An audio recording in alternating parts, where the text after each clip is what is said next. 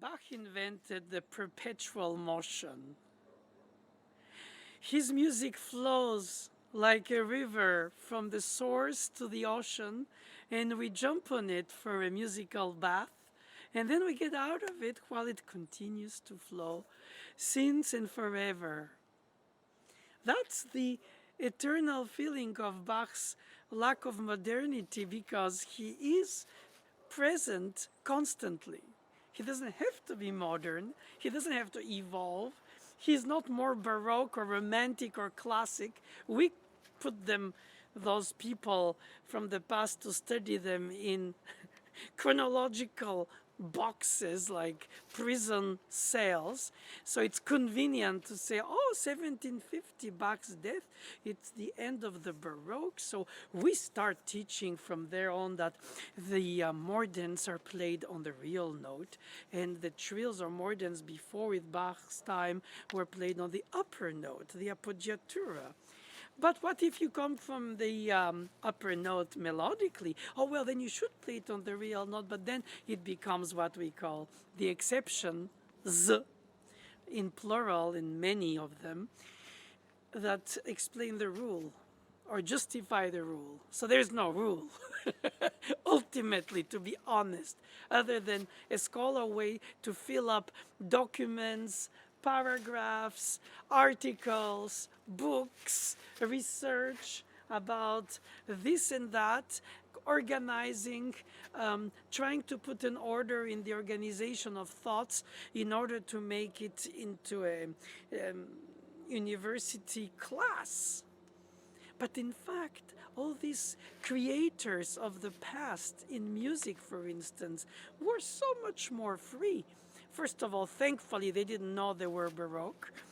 And for them, the expression of their feelings, of their upliftings, of their spirituality, of their intellect towards what they perceive from the unseen and seen world, of what they read from the antique writers of the myths of Greece, of Rome, of Egypt, and what they knew or how much they knew of it through Christianity and its different ways of developing in Western Europe, its grip over the way people were governed and under the threat of God. And that was very convenient for the rulers of these countries. So in a way, one way or another, none of these creators whom we play, we serve musically, we teach, we perform, we record, we love, basically, we represent. Bach, for instance, essentially, is sort of the essential food for our diet as musicians. And I don't think of him as a Baroque music composer. I think his music by itself, beyond himself, has created a sense of eternal youth or modernity, or just the fact of the present. Is as present to practice and play Bach, prelude and fugues, dance suites, fantasies, improvised, written out improvisations, organ prelude and fugues. Of course, how can I not? Cantatas and sacred passions about Christ and all that in the tradition of already 100 years before him in northern Germany. The importance of Martin Luther, who goes away from the Catholicism and creates the Protestantism, and Bach's music glorifies it, first because it was his job as a church musician, but also because it belonged to his intellectual world, to his spiritual world. He didn't just write sacred music as a job, which he did by essence and by trade, but also with a conviction. I'm convinced that there is something very deeply connecting him to his own, therefore, time frame. He didn't choose when he was born, to what ideology will he embrace, or have to, or anyway. But he managed to develop a musical language that transcended while served these times in which he was. And the same time, he gave us the most incredible nutrients as musicians from which we drink and we develop our own ways. It's almost like the essential food for a classical musician. Bach's music is elemental and at the same time supernatural, inspirational and daily, but daily and inspirational. It was not just exercises like Czerny etudes for pianists or Duvernois or whichever others for other instruments. Of course, for the trade of the instrument technique, you learn that.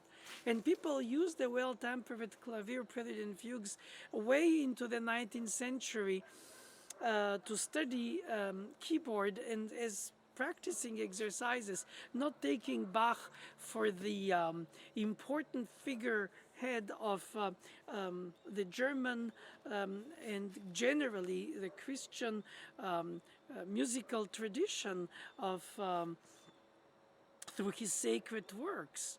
I mean, he was a giant. His uplifting to us today is unbelievably necessary and completely connected, as if we have never spent the 300 years between him and us today apart from him.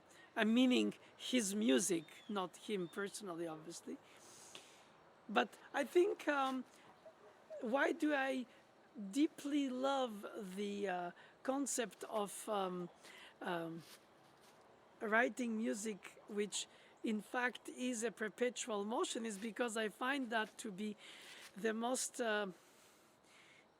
unbelievable gift he gave us. His group of 4/16 notes are always starting on the second to the next first, 2, 3, 4, 1, 2, 3, 4, 1, while they're organized by 4 in beats. And so you have 4 beats, 1, 2, 3, 4, 2, 2, 3, 4, 3, 2, 3, 4, 4, 2, 3, 4. In fact, you have 2, 3, 4, 1, 2, 3, 4, 2, 2, 3, 4, 3, 2, 3, 4, 4, 2, 3, 4, 1. And so the first beat, instead of being the downbeat, heavy beat, or conclusive beat, which even at the end is not conclusive except rare cases where he writes a typical emphatic coda, but most of the time his music is like this perpetual motion on which you board and then you exit while it's still running on, steady, continuously, endlessly, infinitely, excitingly, as well as also consoling. His music is so consoling, especially the sacred music, organ music, music with long values that cannot need decay, like human voices singing or organ writing. And then at the same time, his music is exhilarating for the short values of the bow. You play 2 or 3 notes in one Baroque bow on the string player's technique and style of the time, and for which the music was tailored like. And same with the harpsichord that had this capacity of expression through the explosion of the short notes. And of course there was no long decay, but it didn't matter because it had the opposite of the organ's polyphony, where you hear in the foreground the long values and in the background the passing tones. Here you have in the harpsichord, in the foreground the fast notes, decorative, contemplative, but mostly festive and sometimes painfully expressive with intensity of dissonances, this rhetoric of the lament, of the emotion, the persuasive rhetoric of the antique orators of Greece, of Rome, was part of that way of expressing the music through the Christianity. And when he has recitative where Jesus speaks, or the Saint John or Saint Matthew, according to whom the story of Jesus or the pain of Jesus, therefore the passion, that's the word, is told on Easter, as he wrote these passions, and we of course lost a lot in scores never came to us or arrived to us, but already we have so many. And besides, he improvised probably 90% and only 10 was written. So much was lost, but so much of what we have is already a treasure trove that we live with it every day, thanks to Mendelssohn, who 100 years after Bach in Leipzig conducting the orchestra and organizing, actually creating, founding the conservatory in Leipzig, and inviting Clara Schumann and Robert Schumann to teach in it, and Ferdinand David teaching violin, who will have a student, Joachim, who will become Brahms's violinist. And so he himself founded, I speak of Mendelssohn, an incredible tradition of music in a continuation of Bach's, who was strangely, for his fame and for his time, already forgotten, literally. And the revival of the St. Matthew Passion happened 100 years after its premiere in the St. Thomas Church in Leipzig because of Mendelssohn. What a generosity! Reminds me of Rachmaninoff touring Russia in 1915 during Civil and World War, not to mention also chaos. And he travels and plays music of his schoolmate. Well, he didn't have to do it, but perhaps those bonds mattered to him. And he played music of Scriabin, who had died young in 1915 during these terrible years. And he promoted the music of him.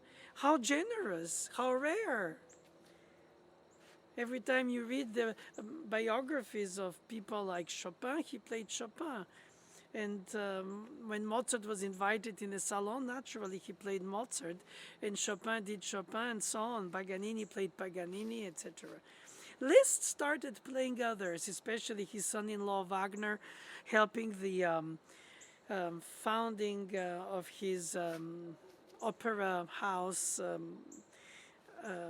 in Bayreuth by fundraising on his own recitals and playing opera excerpts in his own transcriptions and paraphrases. But before Liszt, and or even around Liszt, most of the composers, pianists, played their own music. And Mendelssohn did such a beautiful thing to bring us back to Bach, so to say. Sorry, it didn't sound very intellectual, and I didn't send it. It sounds like a pun, but it wasn't intended. He really brought us back to this truth of music, without which, how can we think any musical growth happening in pedagogical terms?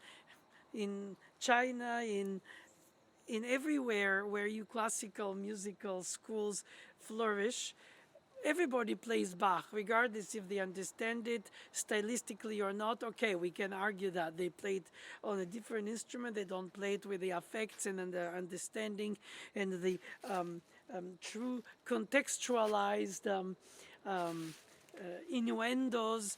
Okay, fine, but still they practice it, they use it, and they, while doing so, they inspire themselves by it. I mean, when you play a polyphony on the keyboard, regardless that is not the instrument he had, and centuries after, the dissonances, the consonances, the combinations of voices, the capacity of developing the ear of the performer to follow those voices, layered, organized, or put together. And before you put them together in the fingers, to have them in your mind, to sing them, to hear them, to follow them. In other words, it develops not only the ear and the the soul of the musician who studies Bach, but also the brain. So it makes you more intelligent. It feeds you intelligence when you feed yourself Bach. And I don't speak again, of course, in the musicological aspect of Bach in terms of the music scholars who complete his unfinished works, who have become his knowledgeable scholars. I speak about daily Bach for daily bread for daily musicians. And those elemental 16th notes by 4, every beat. First invention, do, re, mi, fa, re, mi, do, sol, do, si, do, re, sol, la, si, do, la, si, sol, re, sa, fa, sol, mi, la, sa, fa, mi, sa, fa, la, sa, fa, mi, re, do, mi, re, fa, mi, re, do, si, la, do, si, re, do, si, la, sol. These chains of 16th notes, 2, 3, 4, 1, 2, 3, 4, 1, 2, 3, 4, 1, 2, 3, 4, 1, allow for that. And the eighth notes, do, si, do, re, sol, la, si, sol, re, they're in fact stretched groups of 4, but in this time, eighth notes instead of 16th notes. So you could have do, re, mi, fa, re, mi, do, sol, inverted it to do, re, mi, fa, re, mi, do, sol, 2, 3, 4, 1 in eighth notes, or 2, 3, 4, 1, 2, 3, 4, 1 in 16th notes. And all these combined on top of each other, or there's zero gravity in Bach's inverted contrapoint, where the voices can match on top and under each other.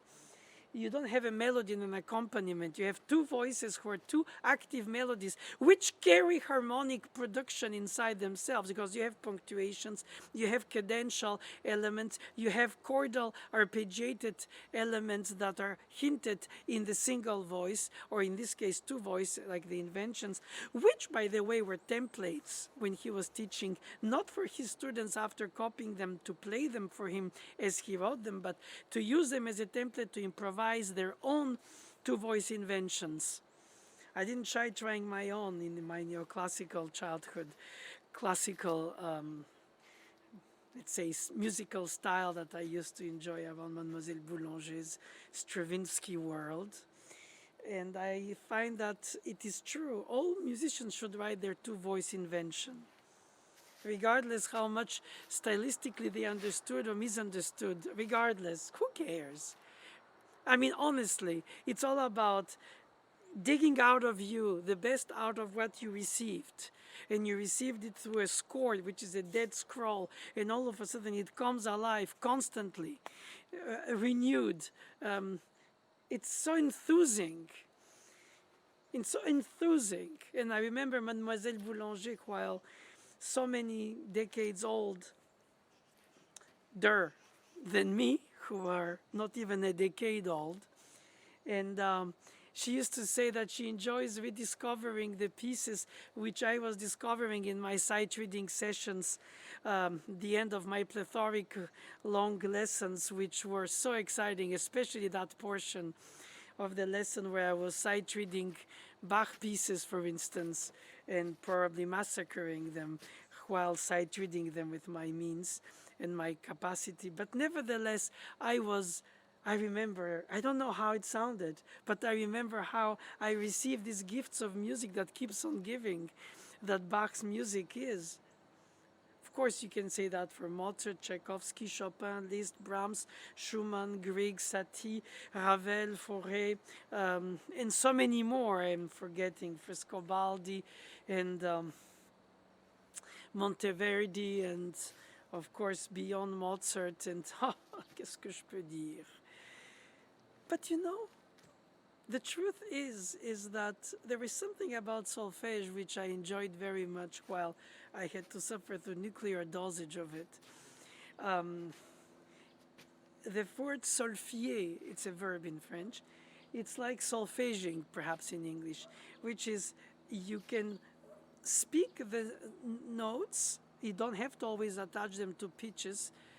If you can, if you cannot. I mean, of course, I have much more developed because of that as a child, my head voice, because that's what I was doing, reading in solfège music scores of the Baroque, is that you can put in your mouth, chew, sing, play, playfully taste almost the notes by saying them.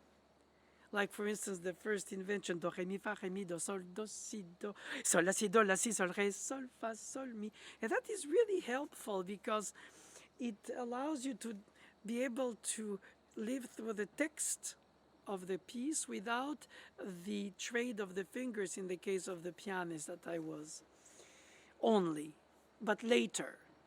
And then you have to find fingerings, articulations, capacities of expression, perhaps some ways of interpretation, but the fingerings have to have either sliding, either substitutions in order to create the continuum, because you run out of fingers very quickly, depending how agile is your thumb passing under the arm, I mean the palm, I meant, in order to organize the volubility and velocity sometimes, but not always, of the polyphony of Bach's music that flourishes, blossoms, one voice after the other, like the Lament F minor three-voice Sinfonia invention, fa, la, sol, sol, si, la, si, mi, fa, mi, re, do, si, la, with the lament descending bass of the chromatic scale in the top tetrachord in F minor in the bass line. Fa, mi, flat, re, flat, do. We didn't call it flat. Mi, re, do. Fa, la, sol, sol, si, la, si, mi, fa, mi, re, do, si, la. So you can be driving, cooking, walking, thinking, any activity really, other than musical, or perhaps even musical, where you can live with the piece by, so to say, telling it to yourself or retelling it through yourself. And you don't need only the trade of the finger memory in order to do it. You can and you will, and most of the time it's the most natural outlet for a pianist, especially if you're a teacher, to give examples and play what you think should sound. It's almost like a cooking show on TV where they have 15 minutes, but it takes 3 hours to make. So they say, oh, at the end, this is how you're going to get to the result because they pre-cooked it. And I think the same thing with teaching. It takes weeks, months, years, decades to mature the understanding of a melodic philosophical line of a piece. Could it be a simple pattern or an organization of voices which overlap each other in a way that is gracious or at the same time thought-provoking, and you enter in a capacity of understanding things you didn't get the first time you went around it, and you feel like through the seasons of your life it reveals itself like a gift that keeps on giving through its own seasons. It remains young, you old, and your age. Now I am Salt Shaker is on the unfortunate side now for me, but it's okay. I have no choice in the inevitable path of things from birth to death. But the point is that in a captured moment, the music that we received like fresh water when we were children and starting to play an instrument, and perhaps, and for sure, we were not even aware of the quarter of the third or of the hundredth of what it implemented, what innuendos were there, what inspirational blossoming ways are hinted, and you discover them through life. In a way, that's the beauty of it. It's not repeating it and replaying it all life long and saying, oh God, I'll never know it well enough. It's not about playing it faster, better, or cleaner, or without wrong notes. Of course, that's on the way. But what is in the way is what it means and how deeper and deeper it gets inside our own roots as musicians. It's like a book that you reread, a philosophy that you understand, that you misunderstood or you partially rejected or partially understood when you were young because of context, because of situations. A teacher can make you love or hate a piece because perhaps that is the way through the humanity of the teacher that you filter the piece in rejection or in acceptance. Just like parents and children, not all of the transmission of values and expectations and hopes and meanings of life and the meaning of philosophically, basically, anything we do, we are, we dream, we hope, we become, or we regret, or we look backwards towards something that we cannot find anymore because we miss it, or because we missed it then, and then we try to recreate it now. There's always the then and the now in classical music. People often who don't work with classical music daily, they think that we work in some kind of a museum as classical musicians, as if it's not present, living, breathing, revealing itself to us like a human being who is totally alive, facing us through the stand of the piano for a pianist. And I feel like we are in a dialogue with the composer's thought process through the music that we receive. And no matter how remote in time, no matter how remote in character or how remote in culture it is. I'm admirative as a teacher of students who come from distant Asian towns, from a tradition of musical pentatonic without leading tone or a tonal system with a tension release, or perhaps because of that they're able to embrace a culture that is not theirs, not more than the Europeans would be more comfortable with their own past culture in Europe, because in fact they are also blank material when they're born. But of course, I think that we all get to become connected by election. We have our elective parents in music, as we have our parents that we receive genetically in life. And so we connect and we say, oh yes, Beethoven, Bach, Schumann, Brahms for a classical musician, but it's daily, it's not museum and old people from an old time that we revive today. As people, as I said earlier, who are not in classical music daily might think, because classical music for them is portrayed as something old, for old people from an old-fashioned time, as if in contradiction with today, which is supposed to be modern and progressive. But the today is the yesterday, and today is the tomorrow of the people to come. And because it's the yesterday of the people who already lived, and we arrive at different time periods, I find that then we connect to the music through a teacher or through a performer or through the music itself, through a recording of a dead performer, and we start thinking, I will never hear it by anybody else because I like it only through this person, because somehow it brings to me what I yearn for. You don't even know how to word it, but it is. And then it becomes a passion, perhaps, and then you give it up and you say, how come 20 years ago I loved this interpreter, now I prefer this? Okay, fine, all this is so enthusing, isn't it? And throughout Bach's writing remains so incredibly intemporal. It's not even modern, as I said. I think it's just present.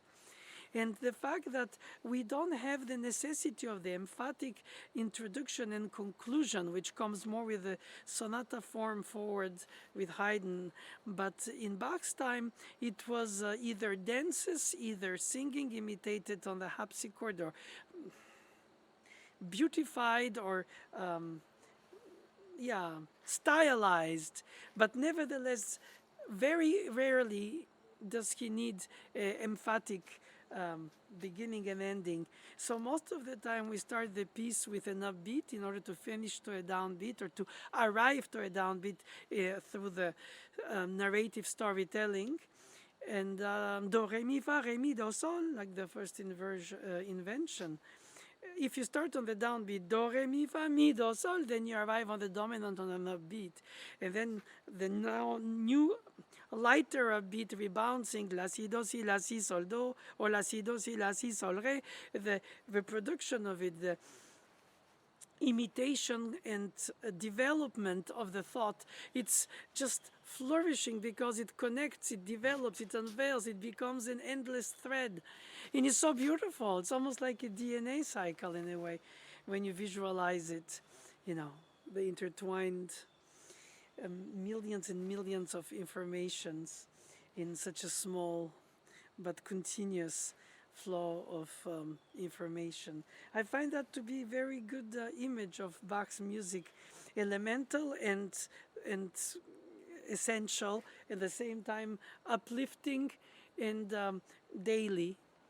And I don't say that the individual group of 4/60th notes personifies and sublimes the whole music of Bach. I don't say that. I just say that it's beautiful to see that he constantly stays very close to the essence of things. His music is complex, as uplifting, as spiritually uplifting, as intellectually uplifting as it is, remains very elemental, very down to earth, at the same time as it's elevating our spirit in the heavens.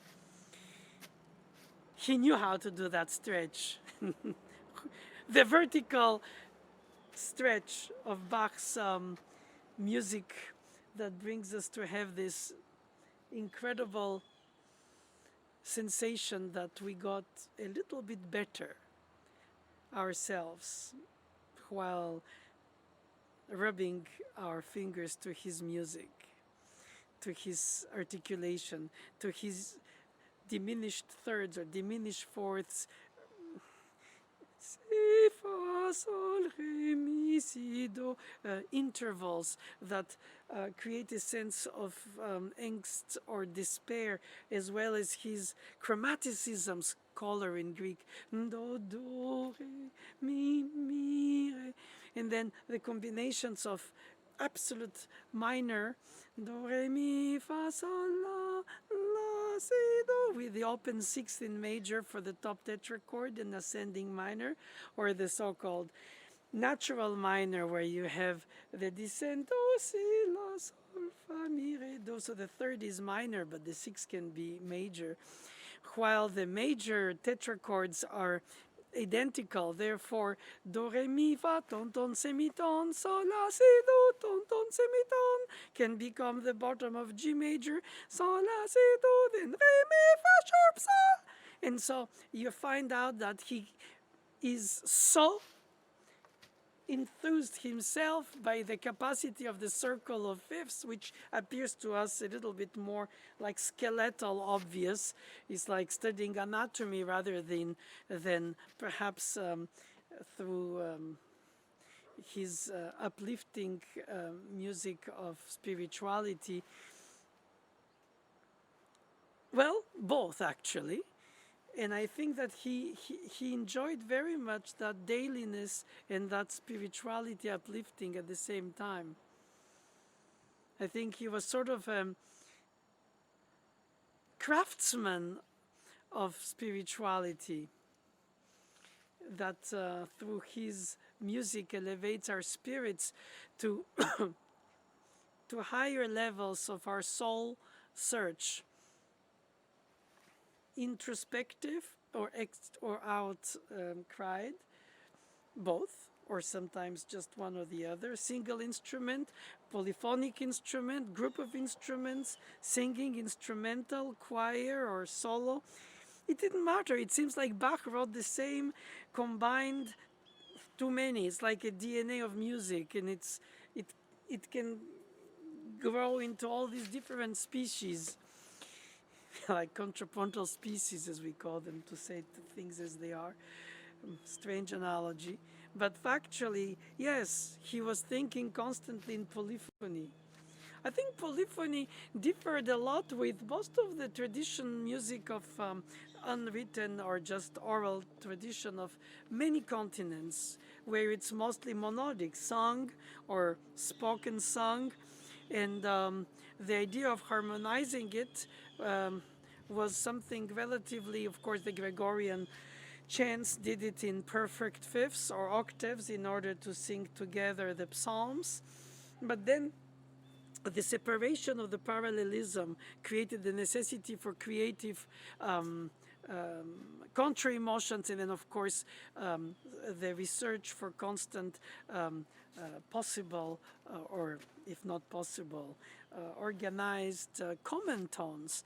And so this kind of idealized society of voices in terms of not only sung but written, thought, organized polyphony was sort of the idealized society of equal parts. And I think that without to try to make it into a social, political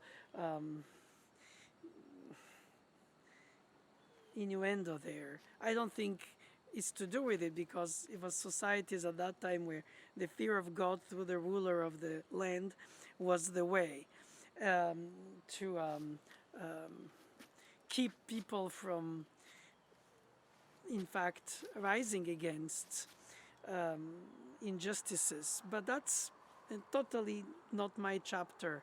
My chapter is that I find that it liberated their juices, it liberated their drive, and in a way through the musical language, sang, played, for, of course, mostly non-secular, but also later and later in secular music making. The language itself of music, regardless of the tonal system of which, in which this inscribed itself through the, let's say, 17th to 16th to the early 20th century, with different styles through Europe, developed through and beyond polyphony. But polyphony is something, I think, relatively unique. And of course, there are polyphonies, intuitive ones, in different other folkloric written, or rather oral traditions. In Corsica, you have so-called polyphonic singing. In many countries you have that. The written probably element developed this more than only the oral transmission of the popular music in the best sense of the word popular, because it was the people's music. And music had a purpose in life, not only to entertain, but also to help with the spiritual losses, the finitude, how to deal with death and birth and life and chagrin and all things. But so in fact music was and is the soundtrack of life.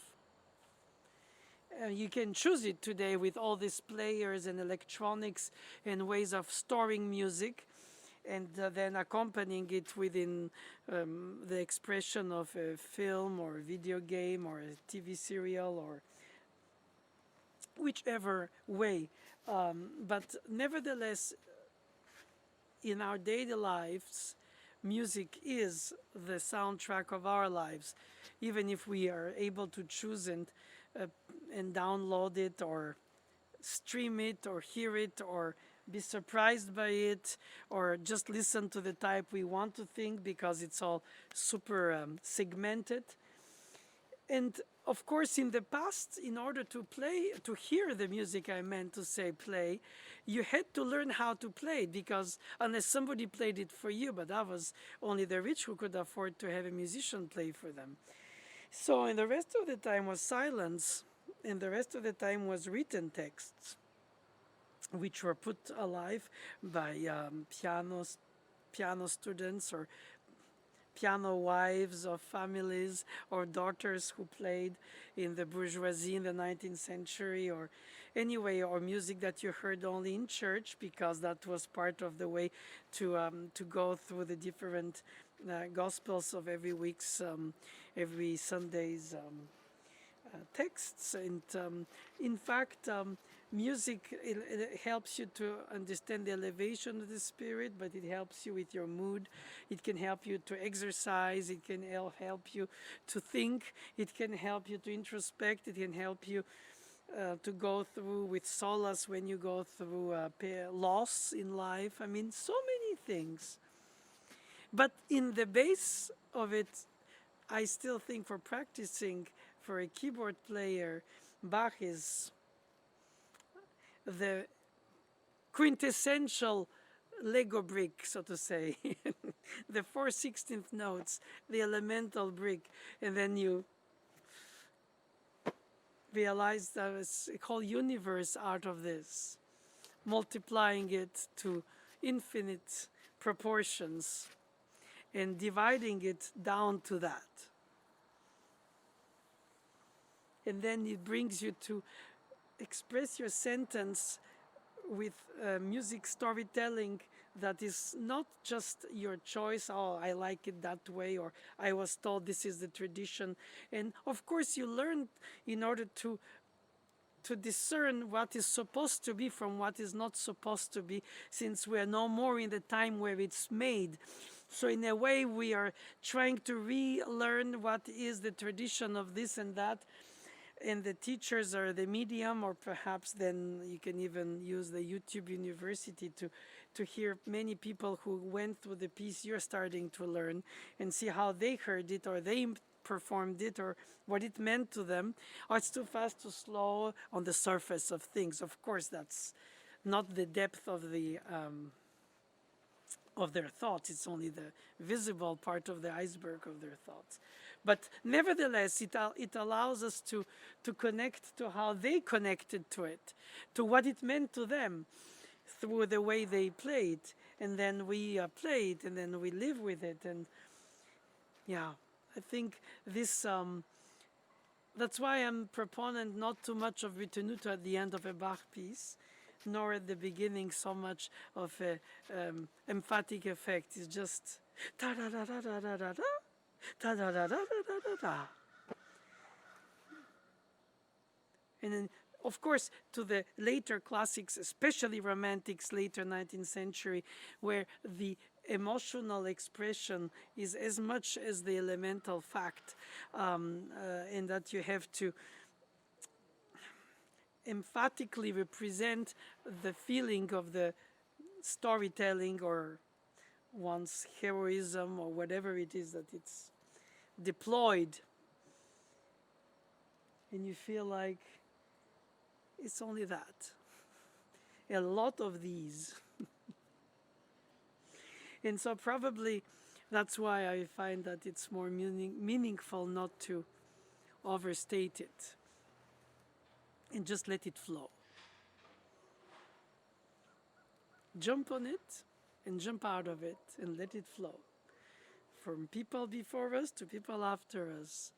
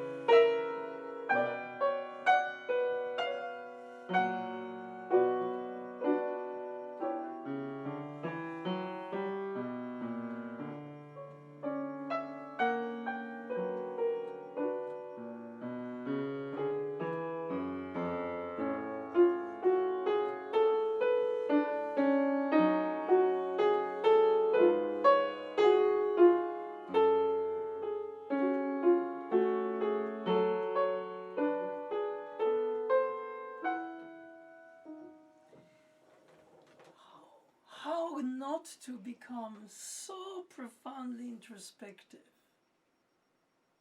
when you listen to such dissonances, leaps, releases of tensions, of appoggiaturas, and delayed resonances or delayed tensions, therefore delayed releases. Everything seems suspended. I think Bach is the perfect vehicle for a listener, let less the performer, for a very introspective questioning into oneself. The finitude, the purpose, the gesture outer to open to the others and hold back inside to think.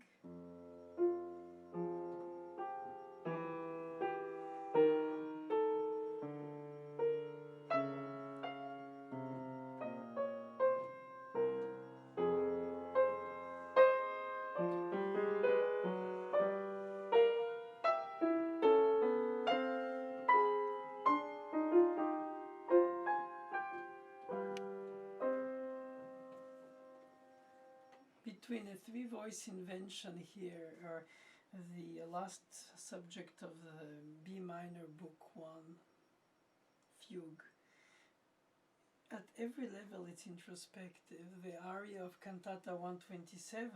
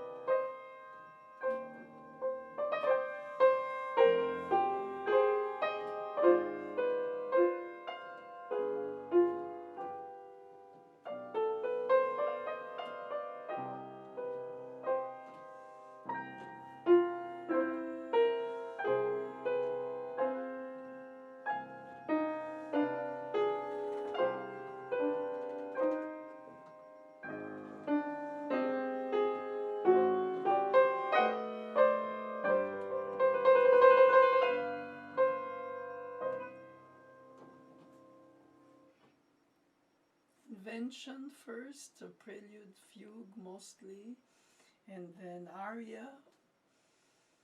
He declines the different genres with the same aesthetic of voice leading, of polyphony, of phrasing, of direction, of a line, of a phrase, and the next, and intertwined and overlapping. It's truly an incredible journey for the soul and the mind to play Bach, to study Bach, to discover Bach, to remain closer to pieces one knew and one goes back to. So we discover Bach, slow movement of the Italian.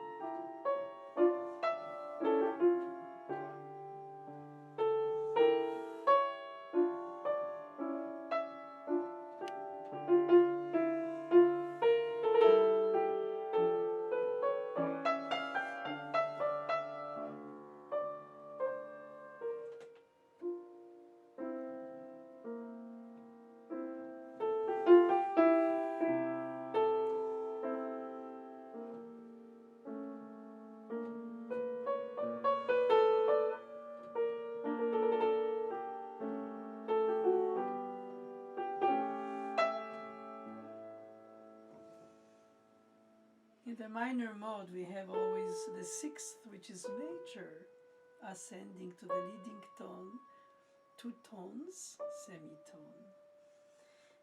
On the way down, flat 7, flat 6.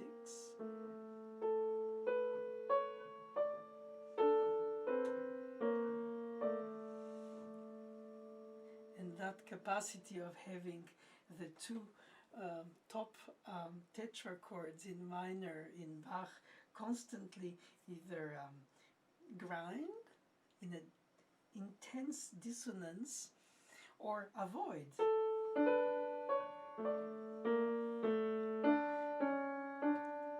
Through the harmonic minor, with very rare occasions using the augmented second melodically.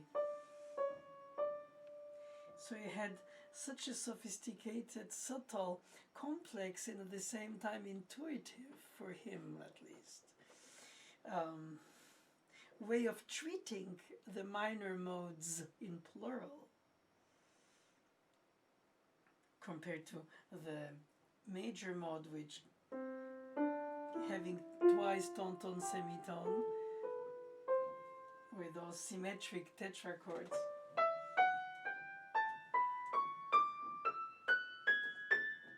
The universal simplicity of the brick of the tetrachord in major allows to go through the circle of fifths, his beloved travel in music, in an amazing way. It's so clear, and in minor it's so subtle. So in a way, major is the bright and simple, and minor is the complex and subtle. And he deals with both of them incredibly.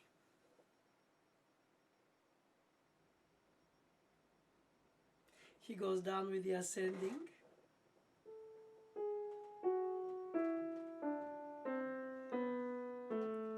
On choice with a descending minor. Of course he goes up with the ascending minor.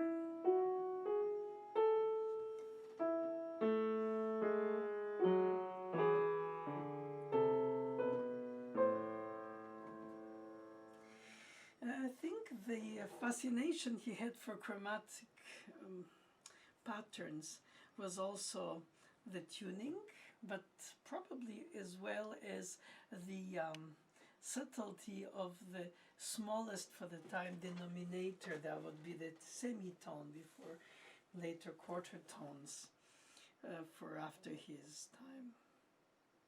And that allowed him to write such subtle things. In fact, that's the beauty of a composer like him, who wrote because of the job and the necessity of survival. Well, Haydn did too, and in its own way Schubert without a commission job, but still all these few composers, Vivaldi, Bach, Haydn, Schubert, were prolific. Most of their music was ephemeral, while universally lasting, complex and tender and meaningful, and not complex for the sake of being complex, but complex to express a sense of psychological mood which requires it, either because of the text, would it be a church text, or would it be poem set in music like Schubert. But in any case, music was the vehicle for the expressions of the spirit, the soul, of course also the independently free mind in improvisation, these improvisations which unfortunately were never notated for the sake of, I guess, being an improvisation.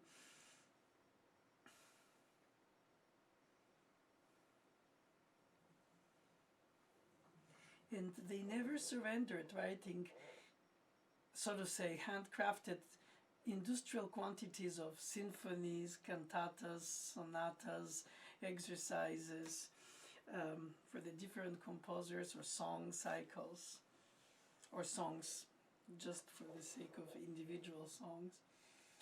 Hey, they wrote as if each one is the last, or each one is the only. I find that to be such a humbling lesson for us who have so much technology at our hands today. With artificial intelligence, we could probably program a computer to crank up a Bach cantata a day, not a week. But will it be really that? Because finally, what really is striking when you read Bach's music, even if it's so universal and so daily for us musicians today, there is always the moment where you turn the page and you didn't guess right what was on the next page. Because regardless of the rules of the game and the exceptions confirming the rule, it's just so marvelous that Bach, for instance, always surprises us with what he does as a consequence of what he has started. Some are predictable, but it's not about that. It's not just to be predictable or not. That would be too reductive. It's way more subtle than that.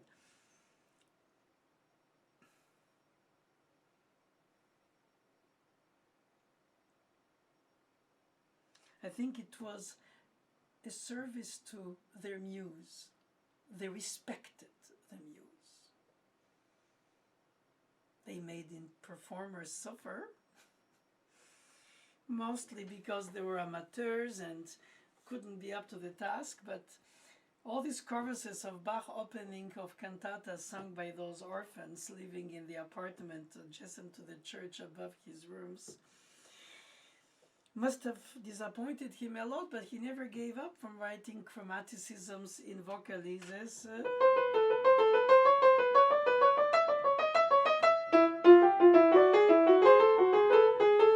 In other words, he placed his musician's calling and his musician's expression, therefore the respect for the work, and therefore through his sacred, mostly works for his job, he owed it.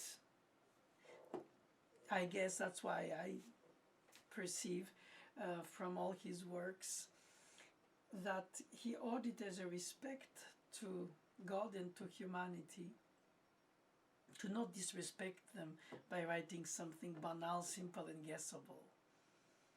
Not that there's anything wrong with it. Sometimes the most beautiful thing is simple. You would say the first prelude for a keyboard, or the cello, or the violin.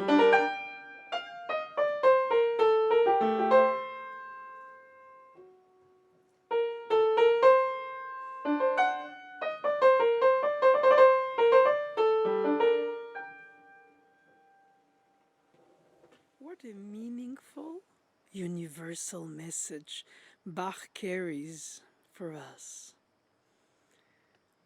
Way more than we could imagine for a man who lived in northern Germany all of his life, started as an orphan, had no means to study, copied scores from cousins' homes, learned his job basically self-taught or by the example of the elders in music.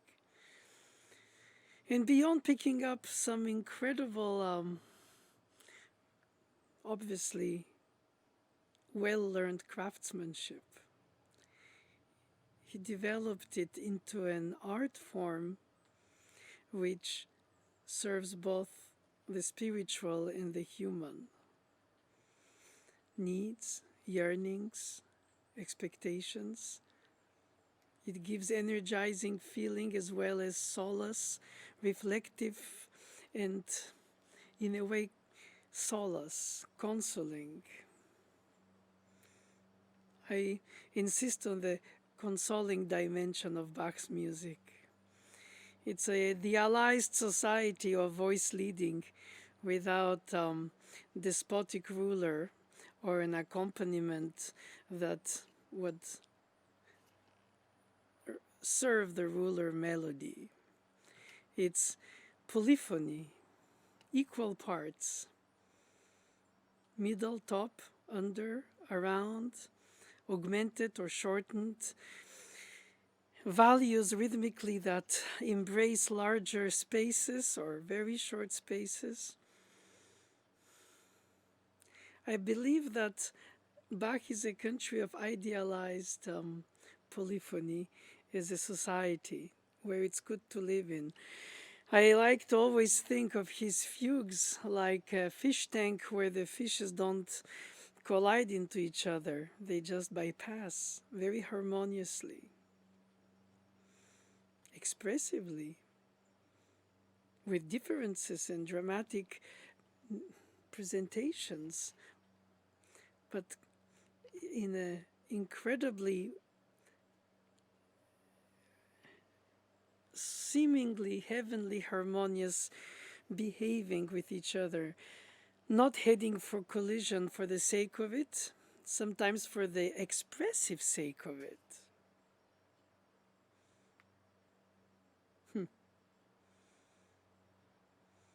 I think it's a lesson in music for us, a lesson in life, a lesson in spirituality, a lesson in pedagogy, a lesson in patience, a lesson in real quality hearing, because you cannot play Bach if you haven't heard it first after having read it, till it becomes your own.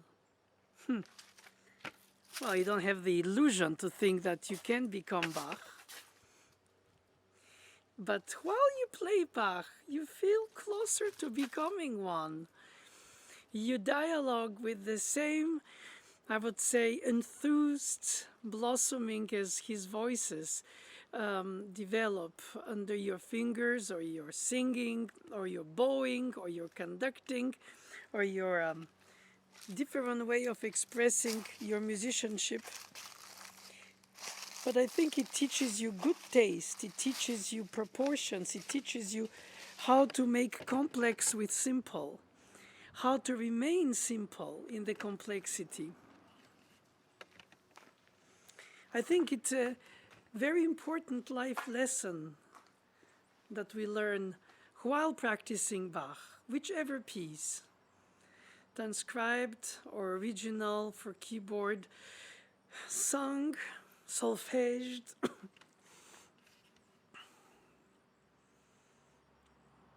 Mademoiselle Boulanger used to say, you will see Bach is a good lifelong time companion for the path of life.